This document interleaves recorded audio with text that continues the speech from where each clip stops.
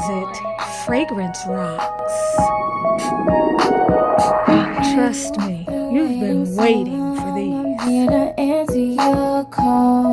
Aromatherapy for your soul and for your love life.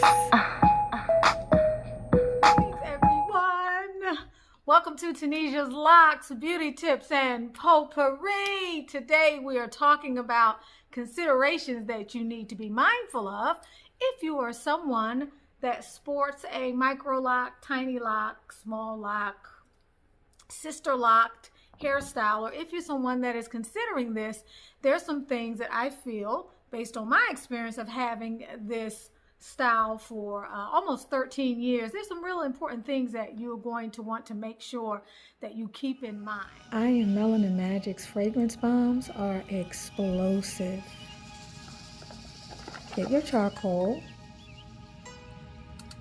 Make sure you heat it on a heat source long enough so that the charcoal turns gray on all four sides before you place any of the incense, bahor, or unsi on top of the charcoal.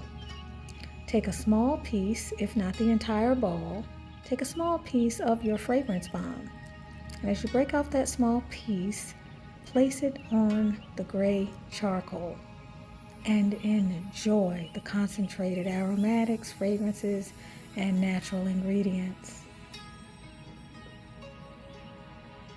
Our fragrance bombs are the bomb. Okay, let's go ahead and dig in. The first thing I want to remind you of is your need to determine how much you are willing to invest financially into this hairstyle.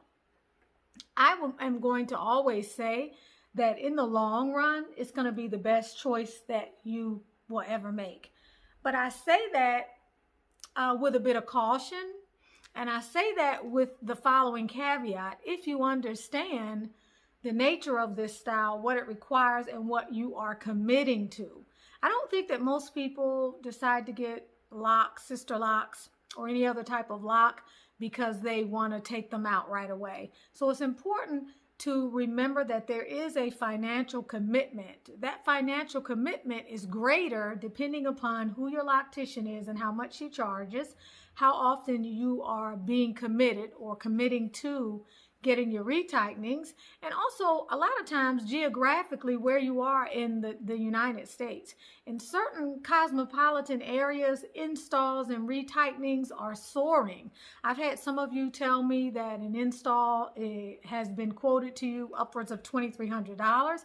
I've had some of you tell me that a $300 retightening is not unusual, especially if you are going longer than what has been subscribed or prescribed for you, let me say, such as like a 6-week amount of time. So the financial commitment. Now, the other thing that brings me into number 2 is, if you're not willing to bear the financial commitment, do you have options?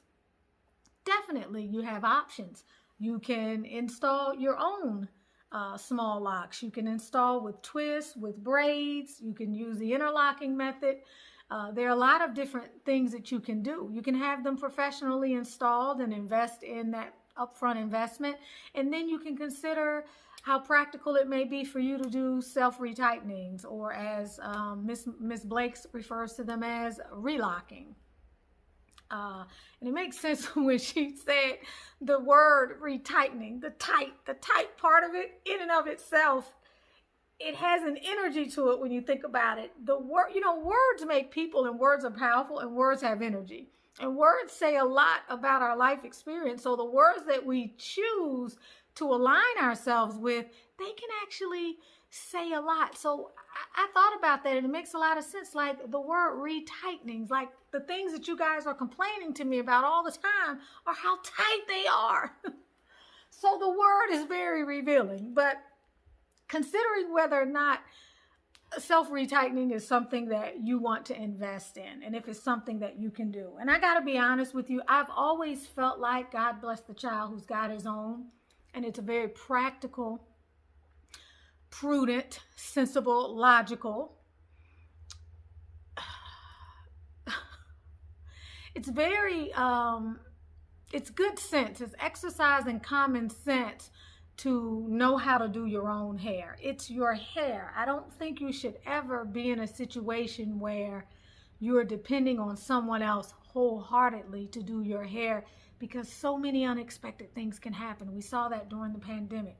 We see that when a loctician is not available. You see that when perhaps your financial situation changes and you can't afford it, or when you are displeased with your loctician, or conversely, your loctician is displeased with you. So these are things that are really, really important. So as you look at investing in this style, trying to determine or gauging yourself and asking the question, am I willing to learn how to do my own relocking, or my own retightenings, or my own retwisting? Am I willing to do that? And if so, am I willing to take that on unilaterally and go down the path of just being a do-it-yourselfer? Now, I've had my Sisterlocks for going on 13 years. It's only been within the last few weeks that I've decided to go and transition to knotted locks.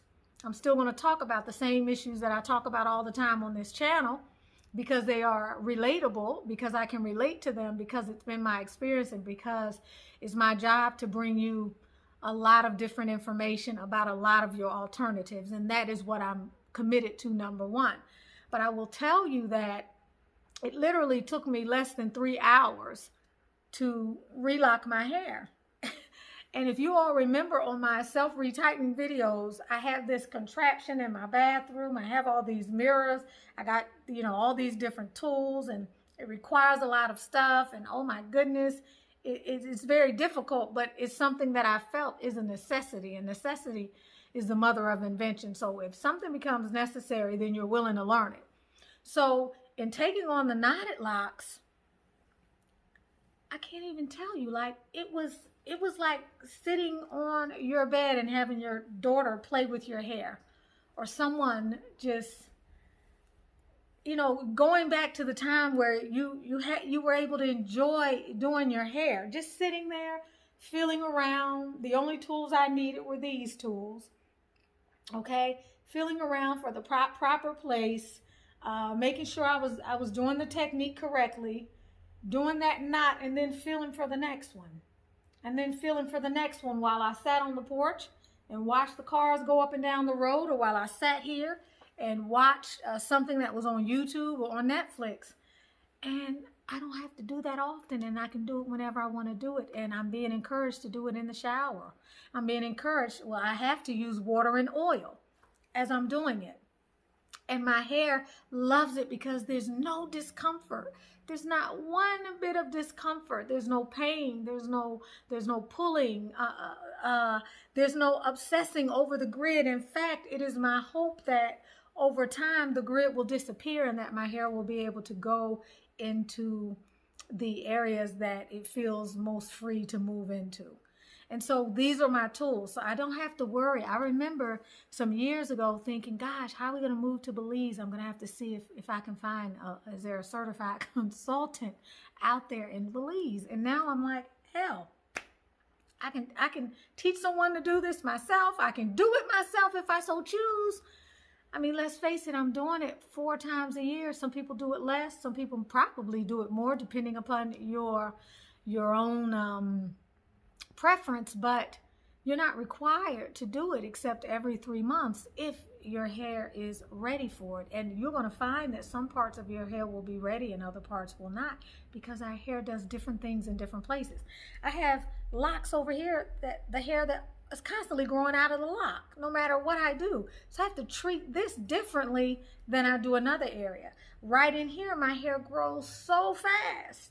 Sometimes right here it grows very fast. So back to the main point, are you willing to consider self-retightening, self-relocking, self-maintenance, whatever is required? Are you at least willing to learn how to do it when you invest in this style? The third thing that I want to make you mindful of when you are considering Sisterlocks, Microlocks, small locks, tiny locks, whatever it is you want to call them, knotted locks, that's going to be important whether you're new to this or you are just learning about it, is the choice of the person that you are going to entrust with your hair. Ideally, you don't want to have to jump around to different people. But it's important for you to understand, even when you trust the person wholeheartedly that is going to be charged with doing your hair, that you also have to participate in that.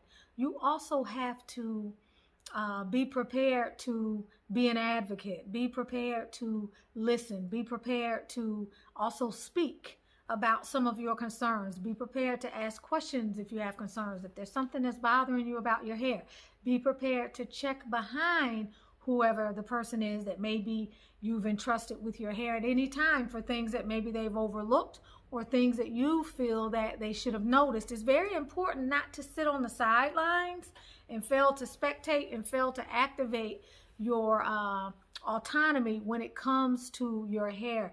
This is one of the most important things. This is not only a financial investment, our hair is an emotional investment.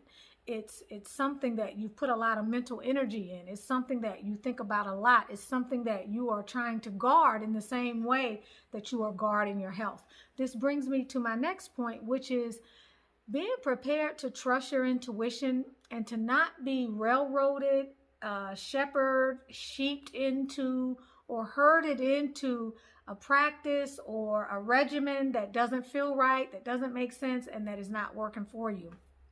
We had a loctician consultant from California, Miss Dee Dee. She's been on the channel a couple of times, wonderful lady from California. And she talked about how important it is to dialogue with the client and to figure out what is working well for the client in terms of you doing their hair. She spoke about the importance of aligning with the client's concerns and letting the client tell the loctician what the client's hair needs, what the client's hair care regimen is, and what works, what doesn't. In other words, it's a collaborative, cooperative process. It shouldn't be a situation where you're told, well, you need to come in every 6 weeks for your retightenings. If you don't come in every 6 weeks, then at 7 weeks, I'm going to up the ante $75. At 8 weeks, I'm going to up the ante $150. And by, anytime after that, I won't be able to take you.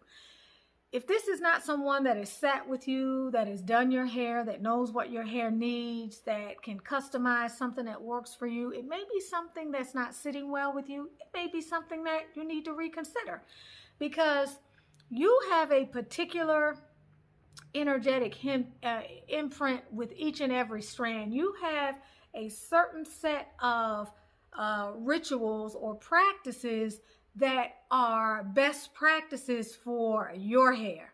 And it's not going to be the same as what works for my hair or what works for someone else's hair. If you're concerned with the fact that, and I've had a lot of you share this in the comment section, I'm going to share comments in my next video.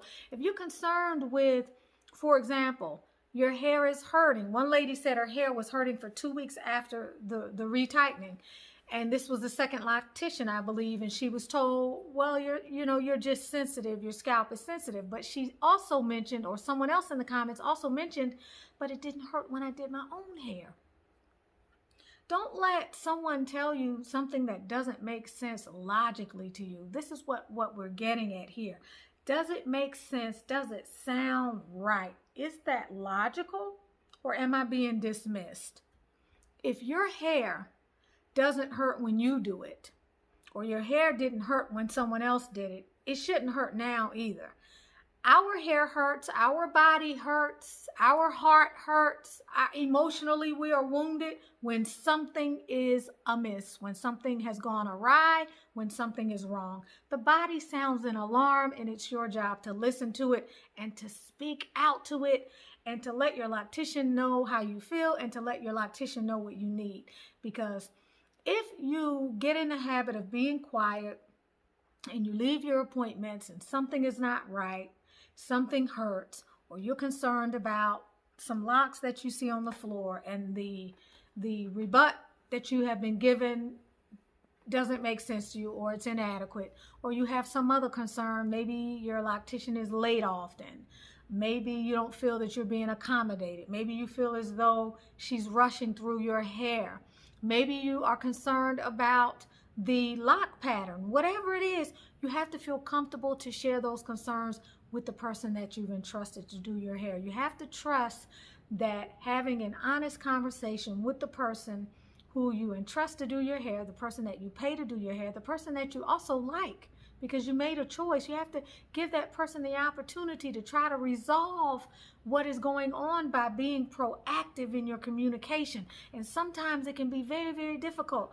because you can feel like you rely on that person and you don't want to upset that person. But the reality is, at the end of the day, you go home with the disappointment.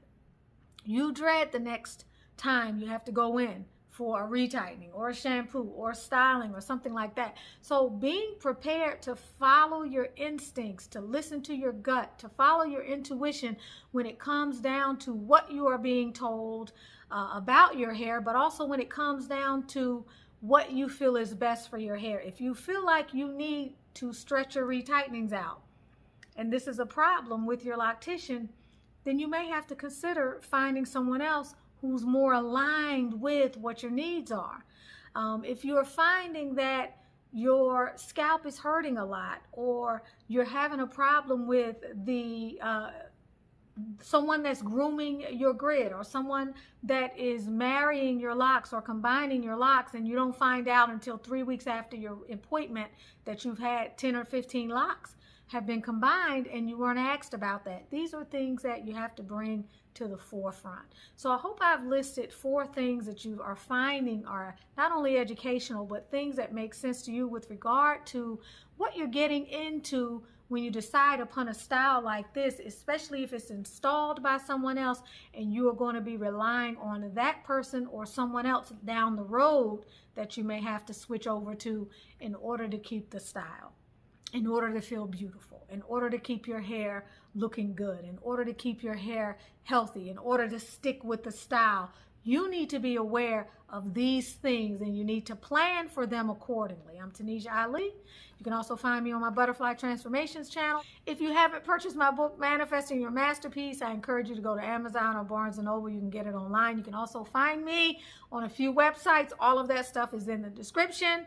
The I Am Melanin Magic website can provide you with hair nurturing and hair strengthening, all natural and high-end premium products for your hair that you can trust. You all know I'm really big on the decisions that I make with my hair, including transitioning to knotted locks, which is why my head is on the chopping block first, because I need to try everything out and sample everything before I bring you anything. But I can tell you this is likely the best decision I've made since the decision I made to get the Sisterlocks. And you all know I'm really big on trying to be preventive and taking preventive measures and being very proactive with what I consider an at-risk hairstyle. I don't feel at risk anymore. At this stage of the game, I don't feel at risk anymore. And I've done quite a bit to keep my hair healthy over these years. And what I have suffered in terms of shrinkage or breakage has been by way of my OCD practices. But right now, I feel more confident than I ever have about the future of my locks, my experience with small locks, okay, tiny locks, Microlocks, Sisterlocks, knotted locks. Shout out to the beautiful Melissa. I love all of you. I want to thank you for your support of the channel, and I hope to see you again soon. Bye.